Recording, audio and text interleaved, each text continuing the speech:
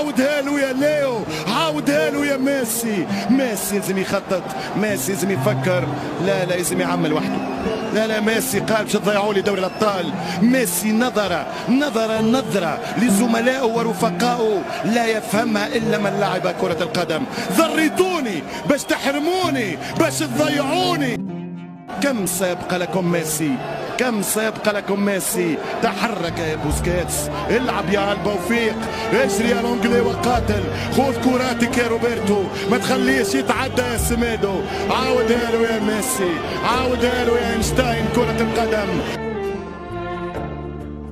القادم سيكون سيئا جدا إذا لم تتدارك إدارة برشلونة الوضع وتحسن من وضعية فريقها، لأنه حتى ليو سيكون أكثر المتشائمين في الفترة القادمة. وعلى ليونيل أن يشيل برشلونة فوق كتفيه ويمضي، وقد فعلها السنة واثنتين وسنوات طويلة، يكون هو النجم رقم 1 في الفريق حتى في أصعب ظروفه. ليحاول يمر الدفاع تدخل. كثرة غلبة الشجاعة يا ميسي، الكثرة غلبة الشجاعة يا ميسي. هذا المثل 100% صحيح. طالما الكثرة غلبت ميسي، لا يوجد من هو أكثر مهارة وشجاعة في مواجهة المدافعين من اليوم، لكن 1 و2 و3 كانوا ضد ميسي. هذا الكبير الذي كلما تقدم به العمر كلما زادت أرقامه وعجائبه وإبداعاته في عالم كرة القدم. يا قوتك يا ميسي، يا مهارتك يا ميسي، يا شجاعتك يا ميسي، يا روعتك يا ميسي، يا هم محظوظين فيك يا اليوم. اللقطة الأخيرة أمام كم من المدافعين قلت بين قوسين وكأنهم لا يراهم شيئا. عدى من الأول والثاني من لا شيء، يكسب خطأ ميسي. ليو اللي يصنع ويسجل ويمتع ويكتب التاريخ ويجعل المشجعين بالتأكيد في كل مكان محظوظين بصراحة أنهم عاشوا في زمن ميسي. من هذا ميسي؟ ميسي لديكم، لا خوف عليكم يا بارسا، يا بارسا، يا بارسا. ميسي لديكم، لا خوف عليكم.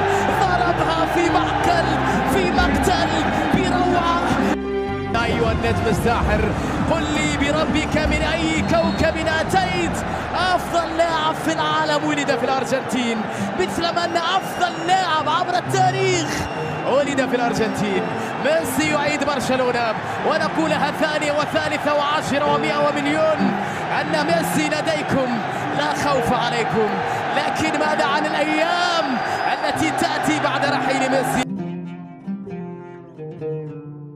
نعم في مشاكل تعصب ببرشلونة، نعم سواريز يغيب بداعي الإصابة، نعم ديمبلي هو الآخر تقريبا انتهى موسمه، لكن رغم كل هذا في واحد يمكن أن يغير كل شيء في برشلونة، ليو لا مثيل له. ما عاد عندك تشافي، ما عاد عندك انيستا، وقد رحل نيمار وأصيب سواريز، ولذلك الآن يعني الحديث عن لآلي برشلونة بدأت تنفرط حبات سبحتها، ولم يبق منها سوى الحبة الأجمل والأثمن والأغلى، وهي ميسي. ميسي 501 فوز في 711 مباراة، 501 فوز. يا إلهي ماذا يعني ذلك؟ يعني تقريبا يفوز قبل أن يلعب، تقريبا يفوز قبل أن يلعب. 501 فوز في 711 مباراة. لعب ايضا بجوار ليونيل ميسي ليس من الامور السهله، ولكن هذه من الامور التي يجب ايضا حتى على اداره البارسا بان تستغل فتره ما بقي من ميسي، السنوات المتبقيه من ليو ميسي، لكل ما قدم طوال مشواره ومسيرته وما زال يقدم حتى الان. اداره برشلونه مدينه له بتوفير ما يساعد على استمراره لاطول فتره ووقت ممكن في الملاعب. لديكم ميسي، احتياجاتكم اقل من الاخرين، اقل من الاخرين. الآخرين، لكن الإدارات بحاجة إلى توفير ما يساعده، ما يستثمر من خلاله وجوده ما بقي من سنواته في أرضية الملعب. حتى الآن عدم استثمار زمن ميسي بالشكل الصحيح في السنوات الماضية ونشاهد في هذا الموسم حتى هذه اللحظة، إلا إن استطاعوا أن يعالجوا الأمور. سنو البرسا في آخر فترة أداؤه منسجم ومتناغم مع ميسي. إذا ميسي راقد راهو البرسا راقد، إذا ميسي محرحر راهو البرسا يحرحر.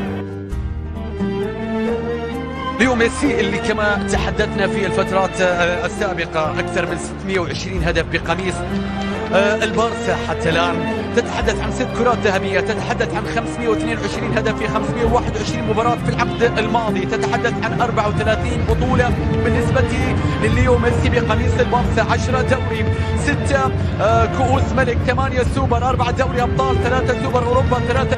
يا لها من مسيرة حافلة. تتحدث عن آخر 10 مواسم يسجل 50 هدف وأكثر. هذا الحديث عنه ليونيل ميسي. تتكلم عن 16 موسم جماهير البارسا على موعد معه في كل اسبوع، في كل جولة، في كل لقطة، في كل لحظة، في كل فرحة، مع كل هذا العمر وكل هذه السنوات وهذه 34 بطولة خلال هذه المسيرة.